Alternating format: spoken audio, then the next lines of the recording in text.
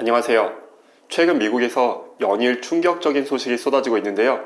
트럼프 행정부가 엔비디아의 AI 칩을 중국 수출을 허가해준 대신 수출 통행세를 부과하거나 나아가 지난 30년간 세계 무역을 이끌어온 WTO 체제까지 종식시키겠다고 선언한 등 연일 놀라운 발표들을 하고 있는데요.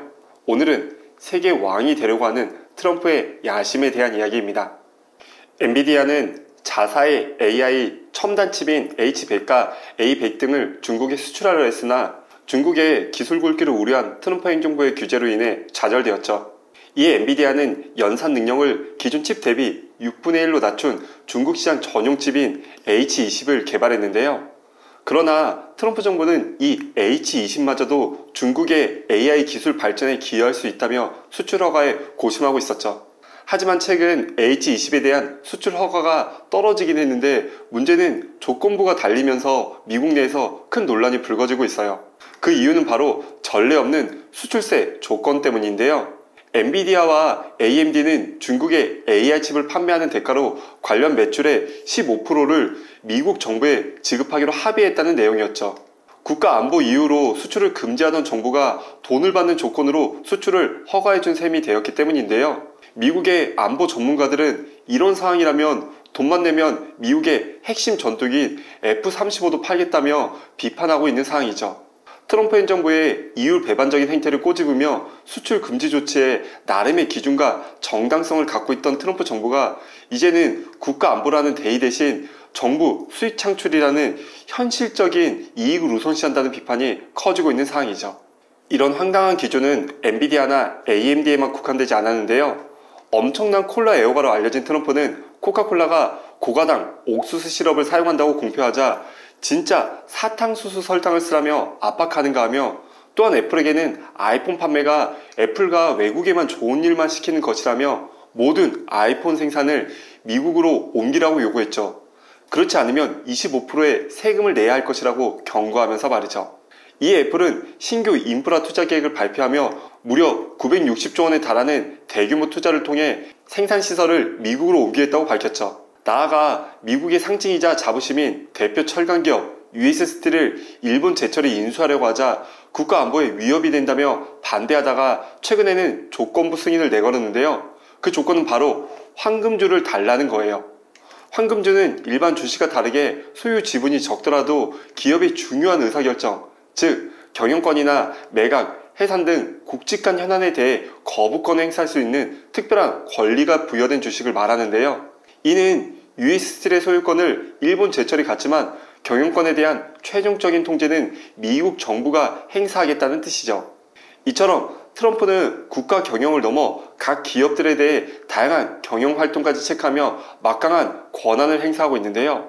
자본주의의 상징이자 자유시장의 힘을 믿고 강조해왔던 미국이기에 이런 트럼프의 막무가내식 기업 경영 간섭은 많은 논쟁을 낳고 있죠.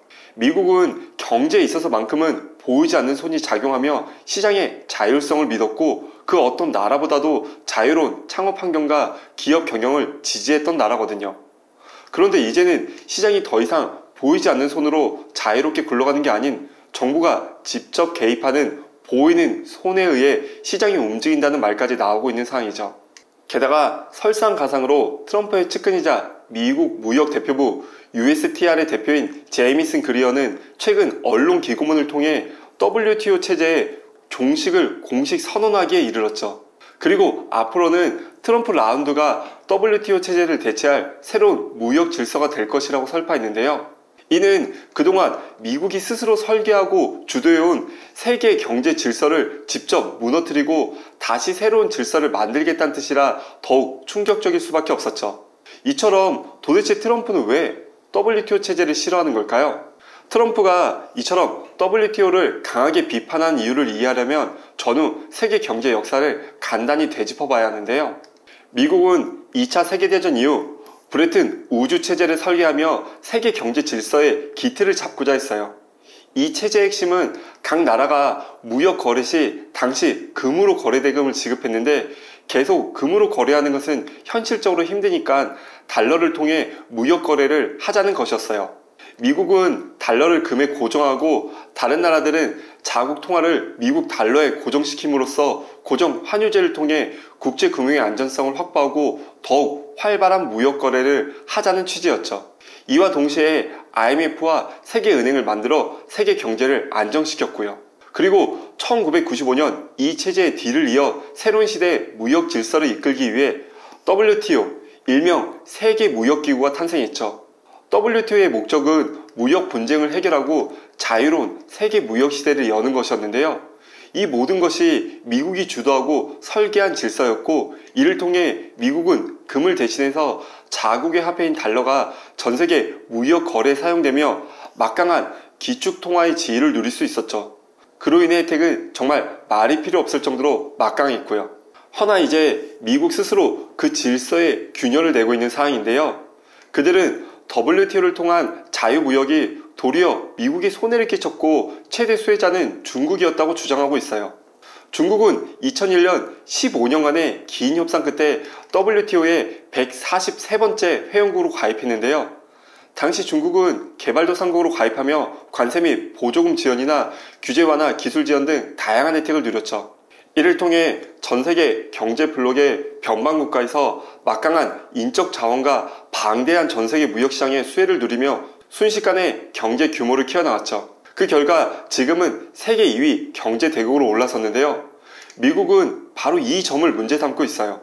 중국은 이미 경제 규모상 개발도상국도 아닌데도 WTO의 특혜를 누리고 있으며 미국은 이런 불공정한 세계 무역 질서를 지키려다 오히려 이용만 당하고 피해를 입고 있다고 주장하고 있는 거죠. 물론 트럼프의 주장도 일부 일리가 있지만 사실 WTO 체제를 통해 가장 큰 경제적 혜택을 누린 것은 미국 자신이었다는 사실을 트럼프 행정부는 너무 간과하고 있는 것 같아요. 이처럼 트럼프는 전 세계 경제 질서를 자신의 스타일대로 바꿔나가고 있는데요. 이 상황에서 가장 우려되는 것은 역시 미국 패권의 균열이겠죠.